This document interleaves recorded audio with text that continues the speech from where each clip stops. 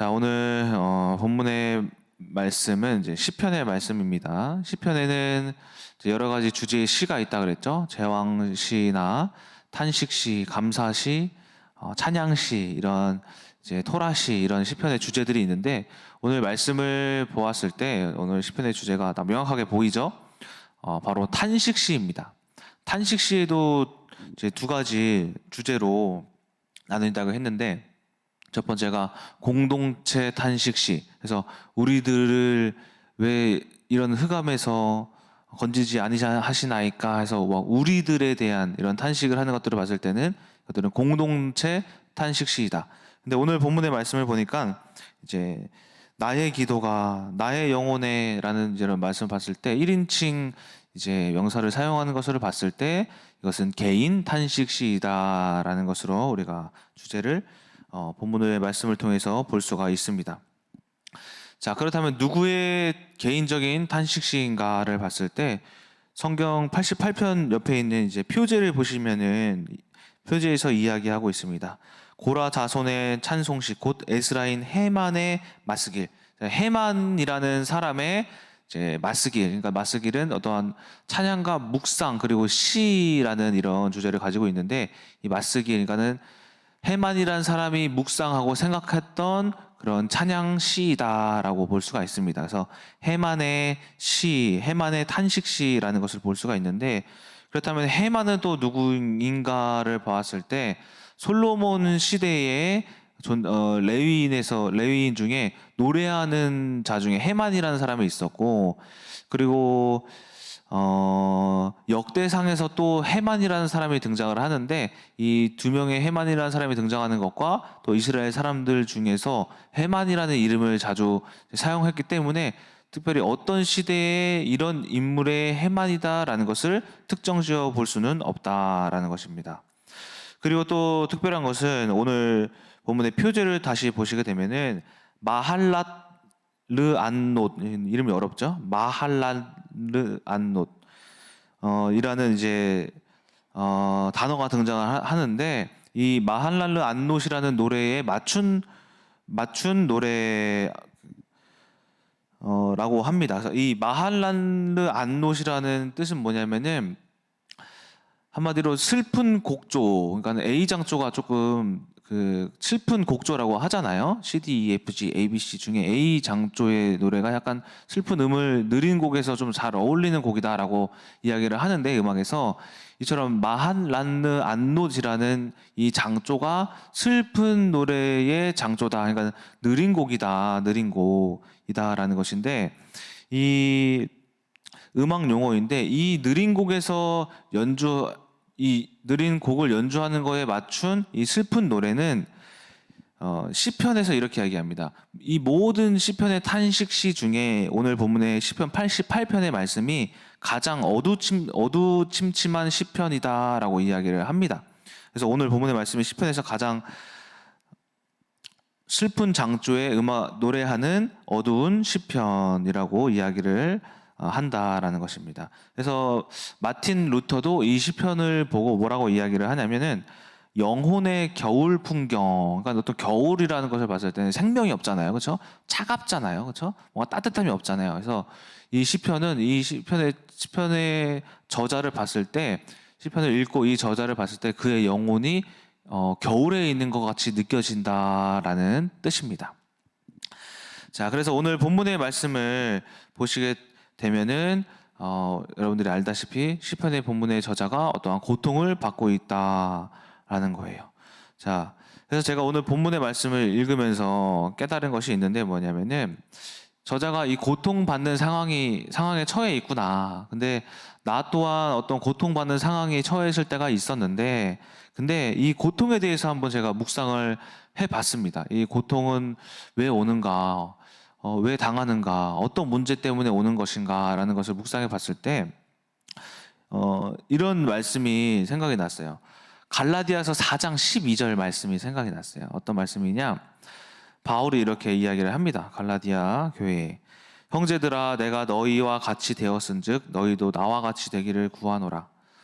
이게 무슨 말씀이냐면은 나도 갈라디아 사람들아 너희와 같이 되었다. 이게 뭐냐면은 너희와 같이 고통당하고 문제를 가지게 되었다라는 거예요. 똑같이. 바울은 괜찮은 게 아니에요. 바울 또한 문제를 가지고 있는데, 너희와 같이 문제를 가지고 있는데, 내가 너희는 나와 같이 되기를 원한다라는 거예요. 나와 같이. 이게 무슨 말이냐면은, 똑같이 바울이 문제를 가지고 있는데 갈라디아 사람들과 같이 나는 복음으로 해석하고 있다라는 거예요. 이 문제를. 그러니까는 너희들 또한 나와 같이 복음으로 이 문제를 해석해라. 그러면은 이 문제가 문제로 보이지 않는다라는 거예요. 자, 그래서 제가 이 고통, 문제, 이런 환경에 대해서 뭐라고 생각을 했냐면은, 이 고통과 문제는 바울 앞에 있어서 아무것도 아니었네? 아니, 문제가 아니었네, 알고 보니까? 근데 나도 마찬가지네. 나도 어떤 문제와 사건이 닥쳐왔을 때 이것을 바라보는 시선을 보고, 야, 이게 문제다 하고 낙심하고 근심하고 걱정하면 문제가 되는 거고, 이와 같이 똑같은 환경에 처한 사람들이 있을지인데, 근데 바울과 같이 이것을 문제가 아닌 것으로 해석을 하게 되면, 이게 문제가 아니구나. 근데 그래서 이 고통은 누가 주는 거냐? 내가 주는 생각의 차이구나. 이 고통은 사탄이 주는데, 이것을 내 생각으로 인해서 고통이 아니게 되고, 문제가 아니게 되고, 내 생각에 부정적이면 이게 문제가 되고, 조그만 것도 아무것도 아닌 게 큰 문제가 되는 게, 그것이 고통이고 문제이구나. 이것은 생각의 차이다. 그래서 보니까 이제 민수기서에서 12정탐꾼에 대해서 등장을 하죠. 이 정탐꾼이 어떤 정탐꾼들이었어요? 가나안을 정복하기 이전에 모세가 보낸 12정탐꾼들이었어요. 근데 이 12명의 정탐꾼들이 똑같은 걸 봐요. 어떤 걸 보냐? 그 가나안 사람들이 큰 키, 이 포도 한 송이가 현재 네 사람의 크기만한 것들을 봐요. 거대한 거인족들을 봐요. 네피림 족속들을 본단 말이에요. 근데 그 중에 10명은 돌아와가지고 뭐라고 하냐면은, 우리들은 실패할 거다. 우리는 그들의 메뚜기만도 못한 존재들이다. 우리는 짓밟혀 죽을 거다. 그들의 포도송이가 우리의 키보다도 크다.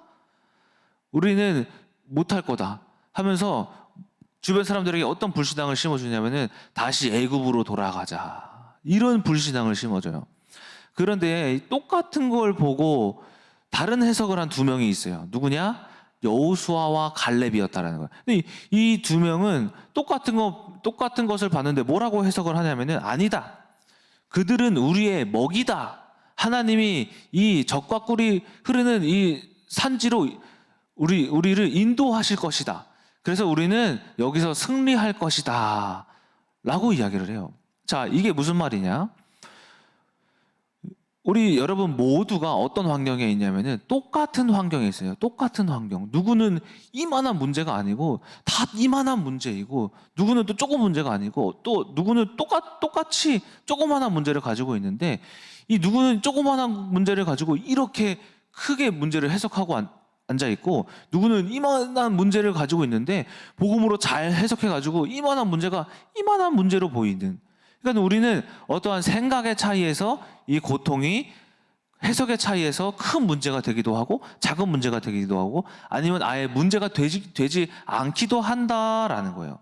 그러니까는 제가 오늘 본문의 말씀을 통해서 깨달은 것은 무엇이냐면은, 이 문제는 크고 작음의 문제가 아니다. 내 생각의 문제이다. 고통은 나 때문에 오는 것이다. 문제는 나 때문에 문제가 되는 것이다 라는 거예요. 그래서 결국에는 민수기 14장에서 이야기하는 12정탐꾼의 결말이 어떻게 돼요? 이 10명이 어떻게 돼요? 이 10명과 이 10명의 말을 따르던 자들이 전부 재앙에, 그리고 이제 하나님께서 쳐서 다 죽어버려요. 하나님이 다 죽이십니다. 이 불신앙했던 10명의 정탐꾼들을 다 죽이세요. 그들을 따랐던 자들도 죽이세요, 하나님께서. 자, 이처럼 다 죽이시고, 그리고 여호수아 갈렙만 그 가나안 땅에 들어가게 되죠. 자, 이처럼 오늘 제가 깨달은 것은, 문제는 내가 만든다. 제가 저번 주에 말씀드렸다시피, 저번 주에 드렸던 말씀 중에 하나가 뭐냐면은, 대안학교에 대해서 말씀을 드렸죠. 이 대안학교에 대해서 말씀을 드렸는데, 분명히 대안학교를 시작하는 데 있어서 문제가 있었어요. 제가 보기에 문제가 있는데 이거 지금 이렇게 시작하면 안 되는데 이거 무슨 어떤 대안학교 틀도 없고 뭐 커리큘럼도 없고 어떠한 방향도 없고 뭐도 아무것도 없는데 뭐 이렇게 다짜고짜 그냥 종이 한 장만 딸랑 던져져 갖고 시작하신다고? 이거는 문제인데 그리고 나는 이렇게 시작하기 싫은데 하면서 이제 막 불신하면서 저는 그렇게 봤단 말이에요. 근데 제가 뭘 봤냐면은 김성령 전도사님을 제가 보니까는 그냥 문제가 없어 보여요. 근데 김성령 전도사님과 함께하는 대안학교 그리고 리더스쿨 선생님들 보면은 아무런 불신앙도 안 해요. 아무런 말이 없어. 보니까 저 혼자만 제 입에서 뭐가 나오냐면은 불신앙. 아이씨 뭐 이런데 진짜 뭐 저렇게 하면 안 되는데 아이씨 저것도 이렇게 방향도 없는데 아이씨 나보고 뭐 하라는 거야. 이게 뭐예요? 선생님들 보니까 아무 문제가 없어. 근데 제가 뭐예요? 혼자 스스로 뭘 하고 있어요? 문제를 만들어내고 있다라니까요. 만들어내고 있다. 분명히 대안학교가 완벽하지 않아요. 근데 왜 누구는 문제 없이 시작하는데 왜 누구는 문제 있이 시작하냐고요. 이게 바로 생각의 차이다라는 거예요. 그러니까는 누구의 문제냐? 나의 문제다. 자, 그리고 또 제가 요즘에 이제 중고등부 이제 수련회를 이제 하면서 보면 이제 큰 틀에서 이렇게 보기 시작하면은 이 수련회도 문제가 있어요. 무슨 문제냐? 그러니까 제 육신의 생각이에요. 이건 다 지금은 다 해결이 됐어요. 문제가 있어. 뭐냐? 먼저 이제 주제가 이제 성령이에요. 이제 우리 중고등부 아이들이 이게 어리잖아요. 어리다 보니까는 과연 이 성령으로 말씀을 전하는 주제가 맞느냐? 그 불신앙이 있는 거예요. 왜? 성령님은 어린아이와 어른 따질 거 없이 다 역사하시는데 이 어린아이라고 이 말씀이 이해가 될까? 이 생각을 제가 하고 있는 거예요. 성령님이 역사하실까? 이 생각을 하고 있는 거예요. 그 사도행전 2장의 오순절 그 성령의 그 역사하시는 그 사건을 봤을 때, 성령의 부흥 운동을 봤을 때 언어가 다른 사람들 3,000명이 그날 세례를 받고 성령 받았는데 우리는 언어가 같은 다 이해할 수 있는 말을 듣고 성령이 역사하시지 않겠느냐는 거예요. 그래서 제가 뭘 하고 있냐면은 이 성령님이 역사하실까? 애들한테 이 뭐예요? 불신앙이다. 이게 뭐냐면은 시작도 안 한 수련회를 가지고 제가 문제를 가지고 있다라는 거예요. 시작도 안 한 수련회를 가지고 문제를 제기하고 있다라는 거예요. 또 뭐 어떤 문제가 무슨 생각이 드냐면은 코로나가 이렇게 확산되는데 또 한 달 뒤면은 아주 2주 남았죠. 2주 뒤에 갑자기 방역법이 바뀌어가지고 8월에 바뀌어가지고 못하는 거 아니야? 이 생각하고 있다니까요. 뉴스에 나오는 거 아니야? 시작했다고 쳐. 시작해가지고 했는데 코로나가 70명인데 70명이 다 코로나 걸렸어요. 이거 뉴스에 나오는 거 아니야? 이 생각하는 게 뭐예요? 제 스스로 문제를 만들고 있다. 그런데 제가 누구한테서 믿음을 배웠냐면은 최미라 선생님이 뭐라고 했냐면은 제가 한 2주 전에 생각했던 그런 불신앙이었거든요. 시작하기도 전에 시작하기 딱 초반에 최미라 선생님이 이런 카톡을 보내오시는 거예요. 강도사님, 우리 중고등부 교회에서 모든 교육기관 수련회를 위한 기도를 하고 있는데 저는 우리 아이들이 거기서 하나님을 만났으면 좋겠어요. 그래서 우리 아이들도 함께 기도회를 하는 것을 권유하면 어때요? 이런 말씀하시는 거예요. 근데 그거 제가 딱 문자를 보고 이야, 나보다 믿음이 뛰어나시다. 벌써부터 아이들이 하나님을 만났네? 그렇죠? 그러니까 누구는 수련회도 시작하기 전에 불신하고 있는데 누구는 수련회를 시작하기 전에 이미 아이들이 하나님을 만났어요. 이게 뭐냐? 복음 해석의 차이점이다라는 거예요. 이처럼 우리가 어떤 생각을 가지고 있는지를 여러분들이 이 시간 되돌아봐야 한다라는 거예요. 자, 지금 이렇게 깨달았어. 자, 그런데 이제 오늘 본문의 말씀을 가지고 이처럼 누구는 문제를 만들고 있는데 누구는 응답을 이미 받았다. 그런데 오늘 문제를 문제로 보지 않는 방법 2가지를 말씀드리고 마치도록 하겠습니다. 첫 번째, 우리가 여러분들이 이제 문제가 찾아오면은 저에게도 이 방법을 통해서 대안학교 문제가 해결이 됐어요. 해석이 됐어요. 문제가 아니게. 첫 번째 뭐냐? 문제가 딱 왔을 때 이 문제에게 왜라고 하는 거예요. 왜 이런 대안학교가 문제라고 내가 지금 생각하고 있지? 왜 대안학교가 문제지?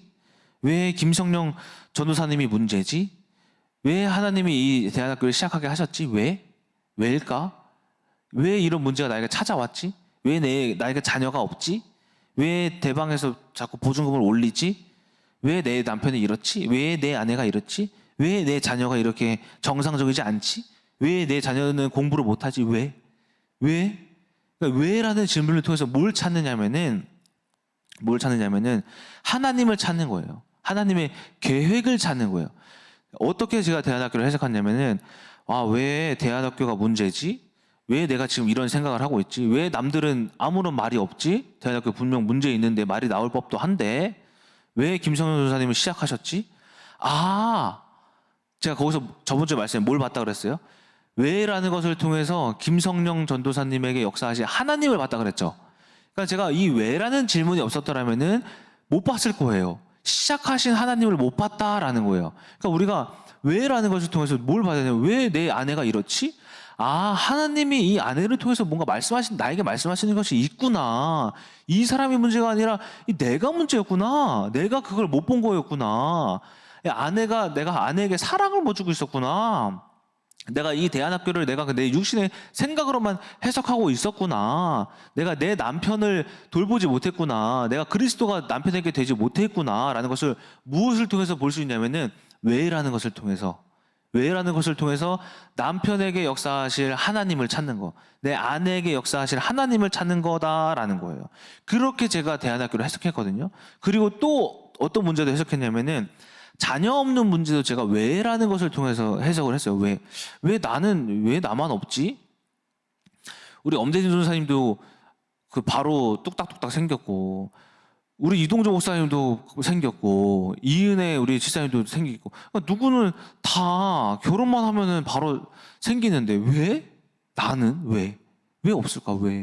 이 왜라는 질문이 조금 오래 가긴 했지만은 왜라는 것을 통해서 뭘 찾았냐면은 하나님의 계획. 민정사모도 왜라는 것을 통해서 찾았어요. 왜 나에게 없을까? 왜 이렇게 됐을까? 하나님이 이 문제를 통해서 내 주변에 다른 요즘에 불임이 많다는데 이 불임이라는 문제를 가진 사람들을 살리려고 하나님이 이 문제를 주셨구나라는 것을 왜라는 것을 통해서 하나님의 계획을 찾았다라는 거예요.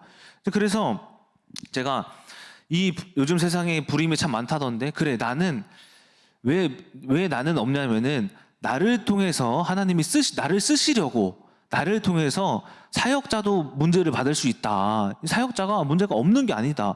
사역자도 이 문제를 통해서 이 사역자가 어떻게 이 문제를 해결했을까라는 어떤 방향을 제시해 주면서 우리 큰나무교회 성도님도 이런 문제를 가지고 있는 사람들도 신혼 부부도 나를 통해서 하나님의 말씀을 통해서 힘을 얻기 위해서 하나님을 통해서 자녀를 얻게 하기 위해서 나를 이렇게 쓰시는 중이구나 라는 것을 깨달았을 때 뭐가 되냐면은 문제가 아니네. 언젠간 주시겠구나 이게 라는 것을 제가 깨달았다라는 거예요. 그래서 요한복음 9장 말씀에 이런 말씀 있잖아요. 제자들이 예수님과 함께 이제 길을 가다가 맹인을 봤어요. 맹인을 만나서 이렇게 물어봐요. 예수님, 저 맹인은 왜 맹인입니까?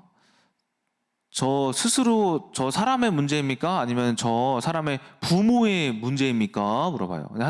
예수님이 뭐라고 말씀하시냐면은 저 사람의 문제도 아니고 저 사람의 부모님의 문제도 아니다. 그럼 뭡니까? 그가 맹인이 된 이유는 그로부터 하나님이 나타나시기 위해서 맹인이 된 거다라는 거예요. 그러니까 우리가 왜라는 문제는 하나님이 나타나실 것을 보는 게 왜라는 거예요. 왜라는 문제를 통해서 뭘 봐야 하냐면은 하나님이 나타나실 것을 보는 것이 문제가 아닌 것을 보는 방법이다라는 거예요. 그래서 왜 내 남편이 문제인가를 뭐냐면 남편에게서 하나님을 찾는 거예요. 아내에게서 하나님을 찾는 거예요. 왜 내가 경제가 어려울까? 경제에서 하나님을 찾는 거라니까요. 자녀에게서 하나님을 찾는 거예요. 왜 우리 시어머니는 그럴까? 시어머니가 역사하시는 하나님을 보는 거예요.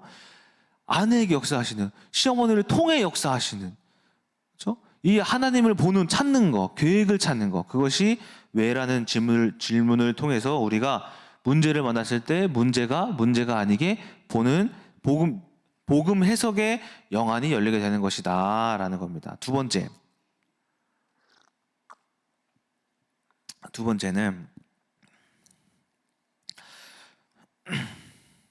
문제를 즐겨라라는 거. 문제를 즐겨라. 문제를 만나면은 뭐가 오냐면은 근심, 걱정, 불안, 염려가 찾아오잖아요. 그렇죠? 근데 그게 아니에요. 반대로 문제가 찾아오면은 와, 기쁘다, 행복하다, 좋다, 소망을 보는 거예요. 그게 즐기는 것이다라는 거거든요. 이게 무슨 말이냐면은 조급하게 행동하지 않는 거예요. 문제가 찾아오면은 즐기라는 것은 기다리는 거예요. 인내하는 거예요. 겸손한 거예요. 순종하는 거예요. 그 문제를 받아들이라는 거예요. 문제가 찾아왔으니 이 문제와 함께 하는 거예요. 함께 하는 거. 이게 무슨 말이냐면은 또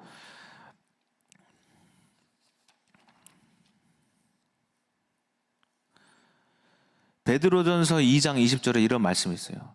죄가 있어 매를 맞고 참으면은 무슨 칭찬이 있으리요. 그러나 선을 행함으로 고난을 받고 참으면 이는 하나님 앞에 아름다우니라. 이게 뭐예요? 우리가 문제 속에 고난을 받고 참는 것은, 선을 행하며 복음으로 해석하며 참는 것은 하나님께 아름다움이래요.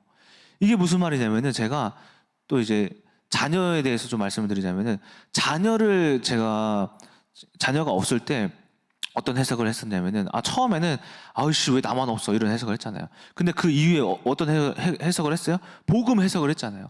근데 복음 해석을 해서 받은 자녀가 지금 생겼잖아요. 그렇죠? 근데 이 자녀 조이를 볼 때 뭐가 보이냐면은 야, 이거 하나님이 주신 아이다. 이거 야, 하나님의 영광이다.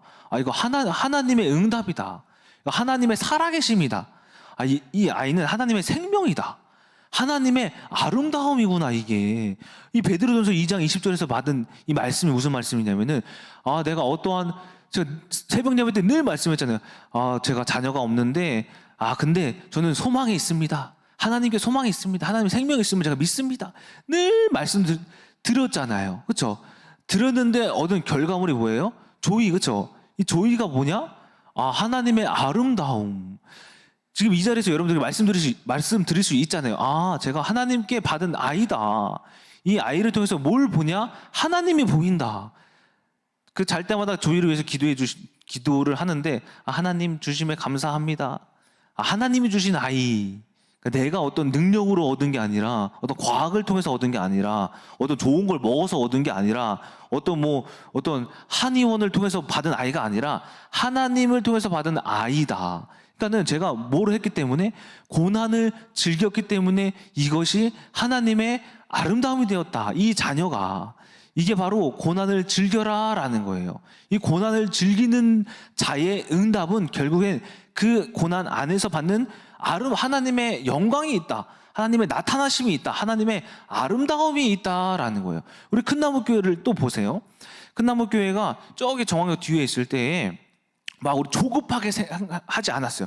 105세 와야 돼. 105세 막 억지로 막 상가를 얻으려고 하지 않았어요. 뭘 했냐면은 목사님이 참고 기다림으로 뭘 하려고 했냐? 더 큰 아이들 청소년을 살리기 위한 어떤 상가를 얻어야겠구나 했을 때 하나님이 뭐 주셨냐면은 여기 부지를 보게 해주셨거든요.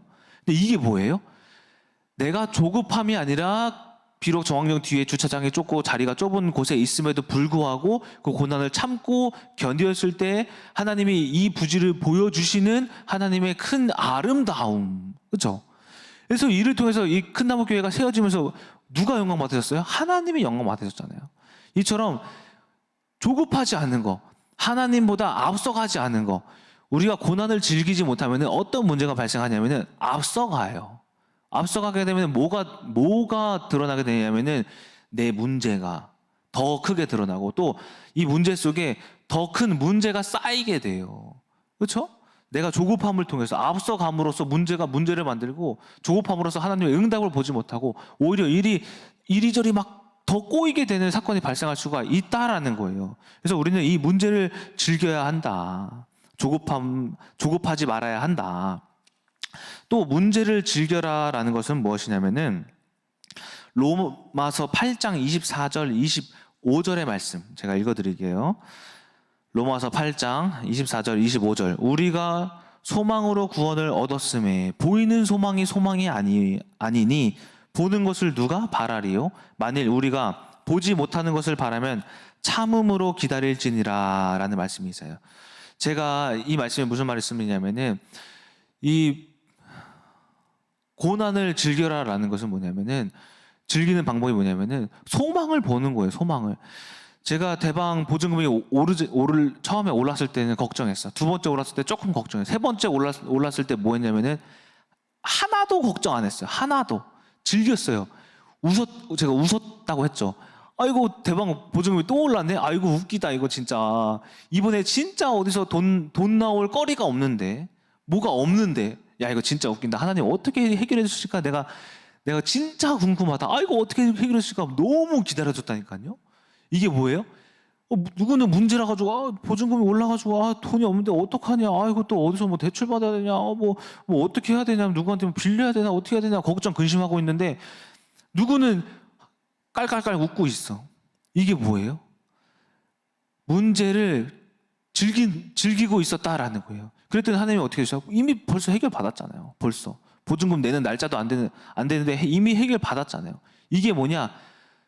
로마서 8장의 말씀처럼 소망을 우리가 보이는 것에 소망을 두면 소망이 아니니 우리가 보이지 않는 것에 소망을 두는 것이 바로 소망이다. 그러니까는 문제를 즐기는 것은 보이지 않는 것에 소망을 두는 거. 그게 누구에게 소망을 두는 거? 하나님께 소망을 두는 거잖아요. 소망이 얼마나 기쁜 거예요? 문제가 없는 사람들은 소망조차도 없어요. 소망조차도 없는 게 문제가 없는 사람의 삶의 특징이에요. 문제가 없는 것도 저주예요. 이처럼 우리가 문제를 통해서 뭘 보느냐? 보이지 않는 하나님이 하실 일. 그래서 누군가 이런 말을 했어요. 뭐라고 했냐면은 믿음은 소망은 과거의 실현이다. 현재의 실현이다. 이게 무슨 말이냐? 이 과거에 이미 실현됐다라는 것을 미래에 실현됐다라는 것을 과거에 이미 느끼는 거잖아요. 그렇죠? 이처럼 믿음은 지금 여기서 실현됐다라고 느낀다라는 거예요. 이미 나는 과거에 됐다라고 생각했었지. 이게 바로 믿음이자 소망이다라는 거예요. 이 소망이자 믿음이 있는 자는 뭘 할 수 있느냐? 문제가 찾아왔을 때 즐길 수 있다. 조급하지 않는다. 인내한다. 신앙의 가장 기본적인 덕목이 뭐예요? 인내예요. 인내. 오래 참음. 그렇죠? 오래 참음. 믿음의 선진들이 전부 다 어떻게 응답을 받았냐면은 오래 참음으로써 그들이 응답을 받았다라는 거예요. 오래 참음의 시작은 소망으로부터 온다. 그래서 히브리서 11장 13절에 아브라함의 믿음이 또 어떠한 믿음이라고 이야기를 해요? 내가 본향을 사모하는 믿음. 나는 이 땅에 나그네로 왔음. 이 땅의 거류민이라고 생각함. 나는 이미 하늘에서부터 온 이 땅은 잠시 지나가는 나의 그냥 나그네의 삶일 뿐. 나는 이 땅에서 어떠한 것도 받지도 않고 가져가지도 않는 다시 내가 하늘로 돌아감으로써 이 땅에서는 있어도 없어도 아무렇지도 않은 하늘의 것을 바라보는 오히려 하늘의 것을 내가 어떻게 하면 다시 돌아갈까 하는 그것을 소망하는 믿음. 그러니까 우리가 이 땅에서 돈, 명예, 자녀의 잘됨, 좋은 옷, 좋은 차, 좋은 집 이런 것을 보는 것은 이 땅에 여러분 정착하실 거예요? 육신이 1000년, 만년, 100년, 5천억 년 사실 거예요? 아니잖아요. 다시 돌아갈 것을 우리가 보는 것이 문제를 즐기는 방법이다라는 거예요. 이런 복음 해석을 하셔야 한다라는 것입니다. 결론입니다. 결국에는 문제는 내가 만드는 것이다. 내 생각의 차이로 이게 문제가 아니게 되고 문제가 문제이게 되는 것이다. 고통은 누가 받는 것이다? 누구는 똑같은 문제인데 누구는 엄청 고통받고 있고 누구는 하나도 고통받지 않고 있어요. 이것은 생각의 차이, 이 문제로 보는 것이기 때문에 그래서 이 문제를 보지 않는 방법 두 가지. 첫 번째가 왜라는 질문을 통해서 우리가 하나님의 계획을 찾는 것. 두 번째가 문제를 통해서 문제를 즐기는 것. 그것은 인내와 오래 참음에 하나님의 본향을 사모하는 소망을 갖는 것. 이 땅에서는 우리는 거류민, 나그네로 잠시 지쳐 지나가는 인생을 사는 것일 뿐, 이 땅에서 소망을 둔다라는 것은 소망이 없음을 의미하는데, 하나님께 소망을 두는 것은 영원한 큰 소망을 바라며 나아가는 것. 그것이 우리가 문제로 보지 않는 두 번째 방법이다라는 것입니다. 이처럼 오늘 하루도 여러분들이 문제가 왔을 때 왜라는 것, 그리고 하늘의 것에 소망을 두면서 문제를 잘 해결하시며 문제가 아닌 복음의 해석을 잘 하시는 큰나무교회 성도님들 되시길 주님의 이름으로 소망합니다. 기도하고 마치겠습니다. 사랑과 은혜가 충만하신 아버지 하나님, 모든 이들은 우리가 똑같은 문제를 가지고 있음을 우리가 압니다. 하지만 누구는 문제를 보고 낙심하고 고통스러운 삶을 살고 있는데, 누구는 문제를 가지고 복음 해석을 잘하며 기쁨으로 소망을 두며 행복한 삶을 살고 있습니다. 아버지 하나님, 그것은 생각의 차이입니다. 하나님께 소망을 두느냐, 이 세상에 소망을 두느냐의 차이임을 우리가 잘 알고 깨닫고 나아감으로써 우리가 하나님의 것에 소망을, 하나님의 계획의 소망을 둠으로써 복음 해석을 잘하는 큰나무교회 성도님들 되게 하여 주시옵소서. 살아계신 예수 그리스도의 이름으로 기도드렸습니다. 아멘. 예, 오늘 신앙생활의 본질을 잘 깨달으셨죠? 참 문제가 많아서 참 그것이 진짜 좋은 거예요. 문제가 많은 게. 여러분, 이제 문제가 있으면은 해답이 있죠. 문제가 없으면 해답이 없어요. 저는 복음을 깨달은 거를 우리 김상현 사모가 보통 문제가 아니었어. 근데 그 강한 사람 때문에 복음을 강하게 깨달았어. 축복이죠, 그렇죠? 그러니까 여러분 이제 앞으로는 문제를 즐기셔야 되는데, 문제가 오면 복음을 만들어내야 돼. 복음을. 그러니까 이게 굉장히 중요한 거예요. 좀 야리꾸리한 문제면 야리꾸리한 거를 해결하는 복음이 있어. 자, 여러분 이제 앞으로 이제 출애굽 성경을 다시 보세요. 다시 보시면 모세가 애굽이라는 강적을 만났어. 바로라는. 근데 거기서 유월절을 만들어내는 거야. 그게 믿음으로 만들어낸 거야. 유월절을 예식했다는 것은 우리랑 차원이 다른 엄청난 문제를 우리는 그냥 있는 거 가운데 좀 만들어낸 거거든요. 근데 애굽이라고 하는 거, 출애굽이라고 바로라는 너 못 가 하는, 거기다가 이 문제가 200만 명을 끌고 나오는 문제인데, 이 문제 속에서 유월절이 어린 양을 행했다는 것은 하나님 앞에 기도해서 그 문제를 해결하는 언약적인 것을 만들어낸 것은 역사적인 것을 만들어낸 거야. 와, 대단한 거예요. 우리는 이제 언약의 여정을 갖고 있고, 우리가 오직 의인은 믿음으로 알려 살리라 한가 같으니라. 자, 지금부터 오늘 여러분 이제 누가 믿음 잘 달리게 하느냐, 믿음 잘 달리게 하느냐는 한 거예요. 근데 이걸 모르는 사람은 전부 종교인은 문제 만나서 박살나는데, 복음의 사람들은 신나는 거야. 문제가 저를 만든 거예요. 좀 교회 성도가 문제가 저를 만든 거예요. 좀 축복 감사해요. 여러분이 저를 속속이 해서 감사하고, 저를 비난해서 감사하고, 여러분 때문에 제가 성장했습니다. 여러분 때문에 제가 메시지 연구하고요, 어떻게 해야 저 사람을 해석할까라는 걸 하다가 답을 얻어가지고 굉장히 영이 열버린 거예요. 와, 진짜 문제가 축복이에요. 할렐루야. 신난 거예요. 이제 복음의 사람은 복이 되는 거예요. 기도하겠습니다. 하나님 고맙습니다.